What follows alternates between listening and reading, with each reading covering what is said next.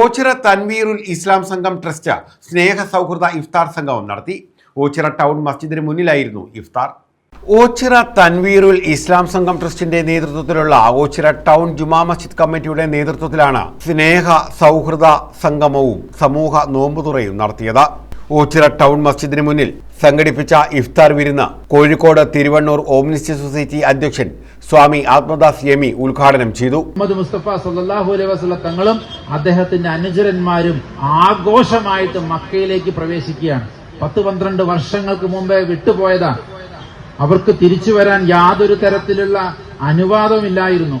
അവസാനം അവർ തിരിച്ചു വരുന്ന സമയത്ത് റസൂലുള്ളാഹി ഒരു പട്ടിയെയും കുട്ടിയെയും കണ്ടപ്പോൾ അതിന് വഴിമാറിക്കൊടുത്തുകൊണ്ട് അത് കണ്ണെത്താ ദൂരത്തേക്ക് മാറുന്നത് വരെ അവരുടെ കാര്യങ്ങളെ പിടിച്ചു വെച്ചു എന്ന് പറയുന്ന ഒരു ചരിത്രമുണ്ട്.